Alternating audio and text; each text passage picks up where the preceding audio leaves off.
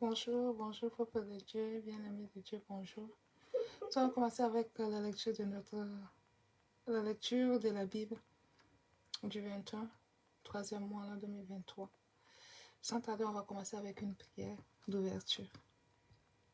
On va prier. Éternel Dieu Tout-Puissant, Père de notre Seigneur Jésus-Christ, te disons merci. Merci pour ta grâce. Merci pour ton privilège. Merci pour tout ce que tu es. Merci, Papa, pour ta grâce, oui. La grâce illimitée que tu nous as donnée. Seigneur Jésus, nous voulons lire ta parole. Ta parole est vie.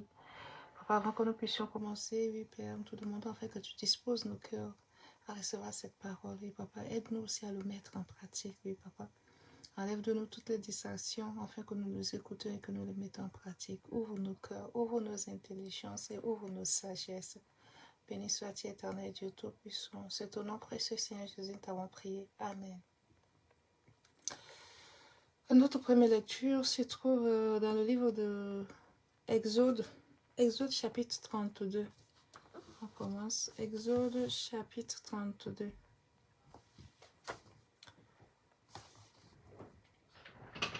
Le peuple, voyant que Moïse tardait à descendre de la montagne, s'assembla autour d'Aaron et lui dit,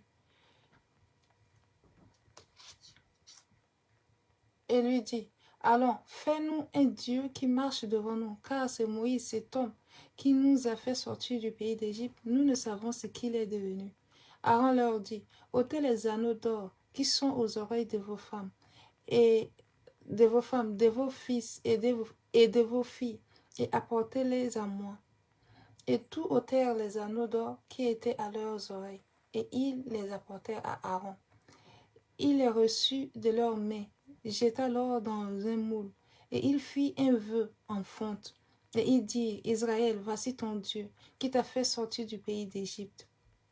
Lorsque Aaron vit cela, il bâtit un autel devant lui, et il s'écria, demain il y aura fête en honneur de l'Éternel. Le lendemain, ils s'élevèrent de bon matin, et ils offrirent des holocaustes et des sacrifices d'action de grâce. Le peuple s'assit pour manger et pour boire, puis ils s'élevèrent pour se divertir. L'Éternel dit à Moïse, va descendre, car ton peuple que tu as fait sortir du pays d'Égypte s'est corrompu. Ils se sont promptement écartés de la voie que je leur avais prescrite. Ils se sont fait un vœu de fonte. Ils se sont prosternés devant lui. Ils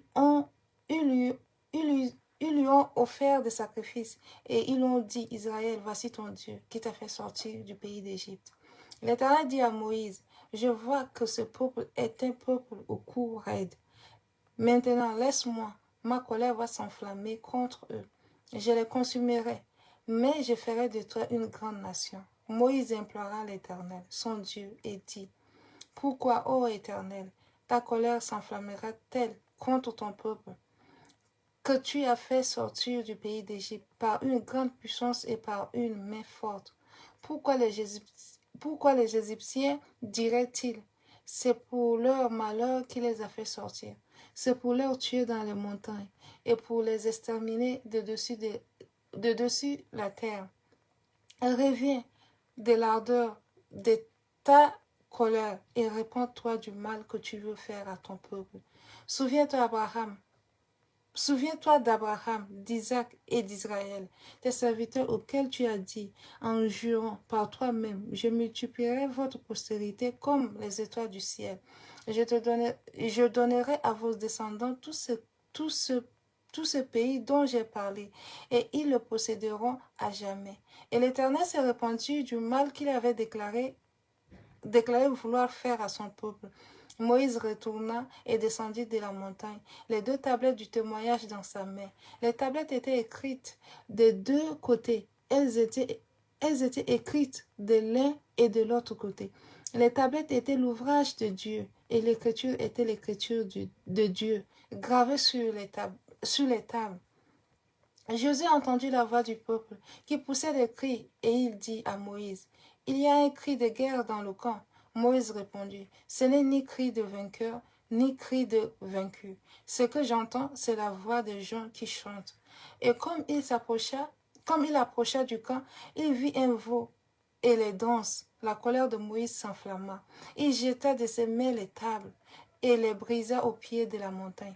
Il prit le veau qu'il avait fait, qu'ils avaient fait, et il brûla au feu, il le détruisit en poudre, répandit cette poudre à la surface de l'eau, et fit boire les enfants d'Israël. Moïse dit à Aaron, que t'a fait ce peuple pour que tu l'aies laissé commettre si grand péché?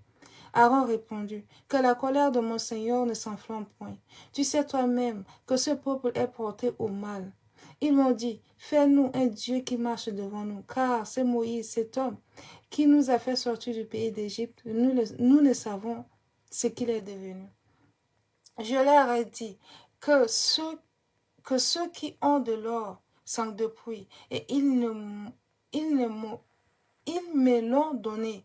Je l'ai jeté au feu, et il en sortit ce vœu. Moïse vit que le peuple était livré au désordre, et qu'Aaron l'avait laissé dans ce désordre, exposé à l'opprobre parmi ses ennemis. Moïse se plaça à la porte du camp et dit, à moi ceux qui sont pour l'Éternel. Et tous les enfants de Lévi s'assemblèrent auprès de lui. Il leur dit, ainsi parle l'Éternel, le Dieu d'Israël, que chacun de vous mette son épée au côté, traversez et parcourez le camp d'une porte à l'autre, et que chacun tue son frère, son parent. Les enfants de Lévi firent ce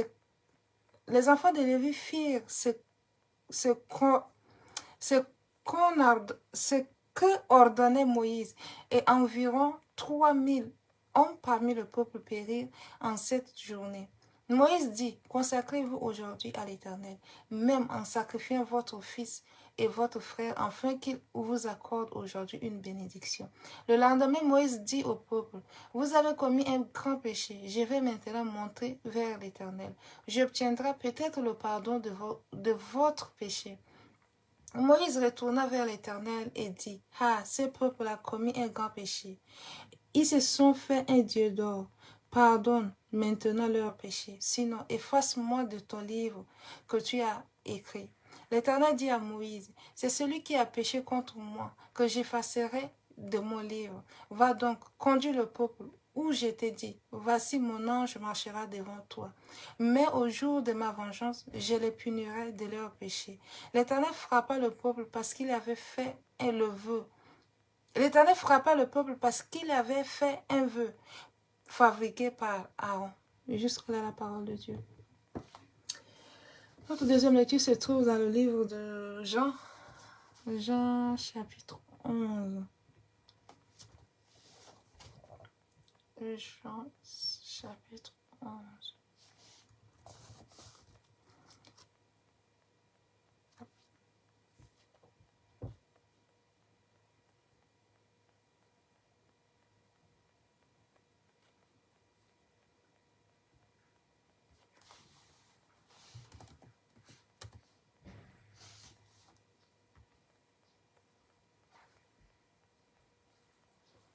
Jean chapitre 11. Il y avait un homme malade, Lazare de Béthanie, village de Marie et Marthe, sa sœur. C'était cette Marie qui oignit de parfait le Seigneur et qui lui essuya les pieds avec ses cheveux. Et c'était son frère Lazare qui était malade. Les sœurs envoyèrent dire à Jésus, Seigneur, voici celui que tu aimes est malade.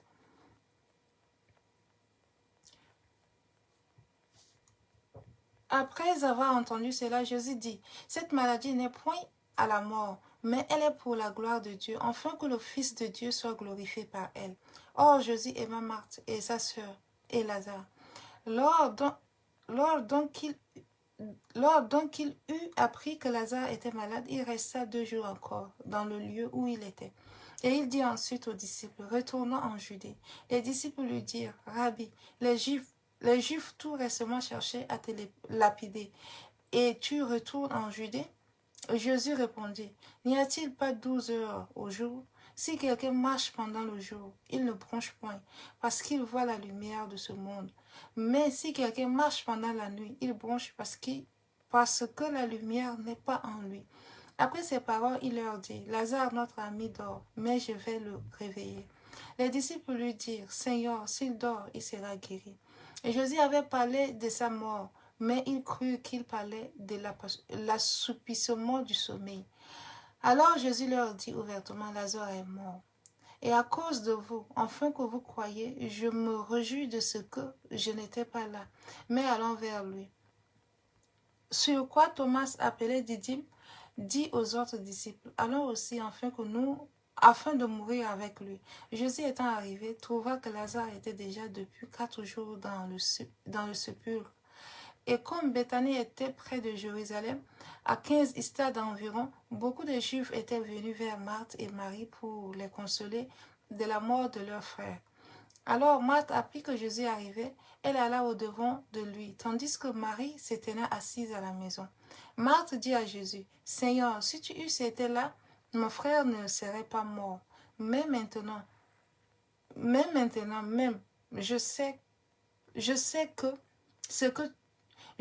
que tout ce que tu demanderas à Dieu, Dieu te l'accordera. » Jésus lui dit, ton frère ressuscitera. Je sais, lui répondit Marthe, qui ressuscitera à la résurrection au dernier jour. Jésus lui dit, je suis la résurrection et la vie. Celui qui croit en moi vivra, quand même il sera mort. Et quiconque vit et croit en moi ne mourra jamais. Crois-tu cela? Elle lui dit, oui Seigneur. Elle lui dit, oui Seigneur, je crois que tu es le Christ, Fils de Dieu, qui devait venir dans le monde. Ayant ainsi parlé, elle s'en alla, puis elle appela secrètement Marie, sa sœur, et lui dit, le maître est ici, et il te demande. Dès que Marie eut entendu, elle s'éleva promptement et alla vers lui, car Jésus n'était pas encore entré dans le village, mais il était dans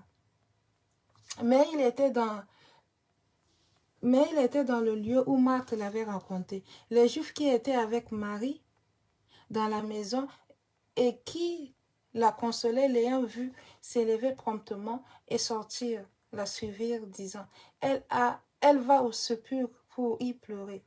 Alors Marie fut arrivée là où était Jésus. C'est qu'elle le vit, elle tomba à ses pieds et lui dit, Seigneur, si tu eusses été là, si tu eusses été ici, mon frère ne sera pas mort.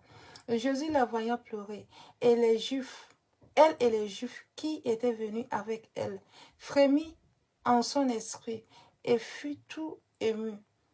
Et il dit, où l'avez-vous mis? Seigneur, lui répondit-il, viens et vois. Jésus pleura. Sur quoi les Juifs dirent, voyez comme il aimait.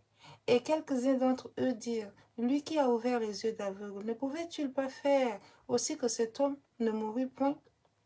Jésus frémissa de nouveau en lui-même, se rendit au sépulcre. C'était une grotte et une pierre était placée devant. Jésus dit, ôtez la pierre. Marthe, la sœur du mort, lui dit, Seigneur, ils sont déjà, car il y a 4 jours qu'il est là. Jésus lui dit, n'était pas dit que si tu crois, tu verras la gloire de Dieu? Ils ôtèrent donc la pierre, et Jésus leva les yeux en haut et dit, Père, je te rends grâce de ce que tu m'as exaucé. Pour moi, je savais que tu m'exauces toujours, mais j'ai parlé à cause de la foule qui m'entoure, afin qu'ils croient que c'est toi qui m'as envoyé. Ayant dit cela, il cria d'une voix forte, Lazare sort. Et le mort sortit, les pieds et les mains liés de bandes et les visages enveloppés d'un linge. Jésus leur dit, déliez-le et laissez-le aller. Plusieurs des Juifs qui étaient venus vers Marie et qui virent ce que fit Jésus crurent en lui. Mais quelques-uns d'entre eux allèrent trouver les pharisiens et leur dirent ce que Jésus avait fait. Alors les principaux sacrificateurs et les pharisiens s'assemblèrent le Sanhédrin et dirent, que ferons-nous, car cet homme fait beaucoup de miracles. Si nous le laissons faire, tous croiront en lui et les Romains viendront détruire notre ville et notre nation. L'un d'eux, qui était souverain sacrificateur cette année-là, leur dit, vous n'y entendez rien, vous ne réfléchissez pas, pour qu'il est dans votre intérêt qu'un seul homme meure pour le peuple et que la nation entière ne périsse pas.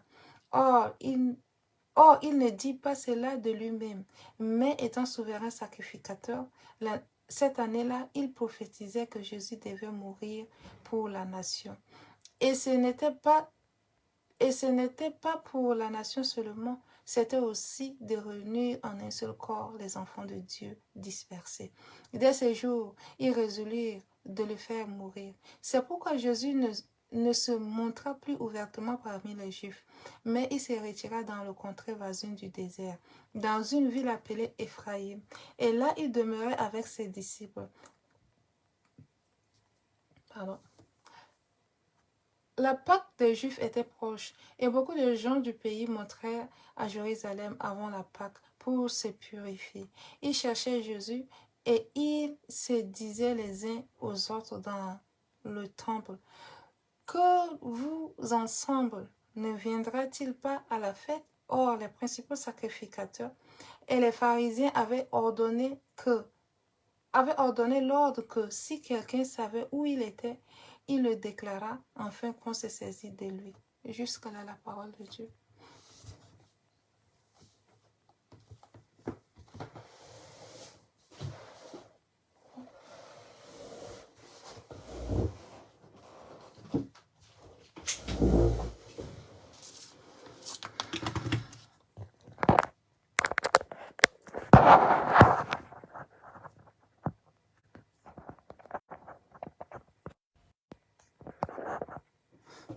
Notre troisième lecture se trouve dans le livre de Somme 64.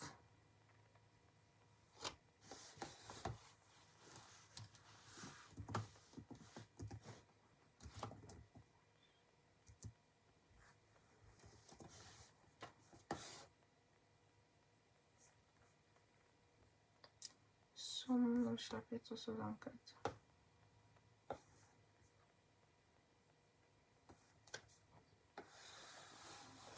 Au chef des chantres, Somme de David. Ô Dieu, écoute ma voix quand je gémis. Protège ma vie contre l'ennemi que je crains. Garantis-moi des complots des méchants, de la troupe bruyante des hommes iniques. Ils aiguisent leur langue comme un glaive. Ils lancent comme des traits leurs paroles amères pour tirer en cachette sur l'innocent. Ils tirent sur lui à l'improviste et n'ont aucune crainte. Ils se fortifient dans leur méchanceté. Ils se concentrent pour tendre des pièges et disent: qui les verra? Ils méditent des crimes ils méditent des crimes. Nous voici prêts. Le plan est conçu. La pensée intime. Le cœur de chacun est un abîme. Dieu lance contre eux ses traits. Soudain, les voilà frappés. Leur langue a causé leur chute. Tous ceux qui les voient secouent la tête. Tous les hommes sont saisis de crainte. Ils publient ce que Dieu fait et prennent garde à son œuvre. Le juge se réjouit en l'Éternel et cherche en lui son refuge. Tous ceux qui ont le cœur droit se glorifient. Jusqu'à la parole de Dieu. Notre quatrième et dernière lecture se trouve dans le livre de Proverbes, chapitre 11, le verset 22. Proverbes 11, 22.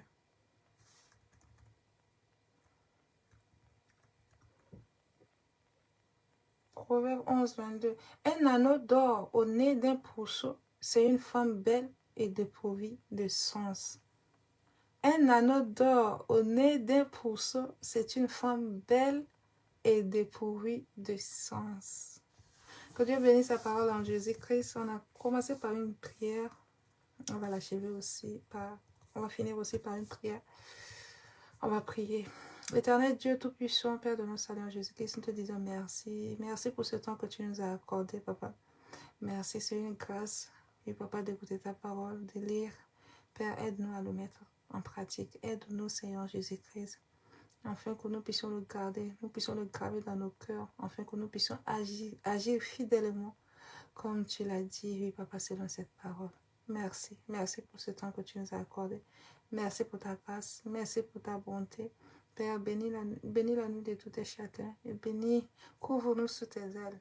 Garde-nous et bénis la journée qui va commencer demain. À toi la gloire, aïeux de Dieu. Sois loué, sois béni, sois élevé. C'est au nom précieux, Seigneur Jésus, nous t'avons prié. Amen. Bonne soirée à tout le monde.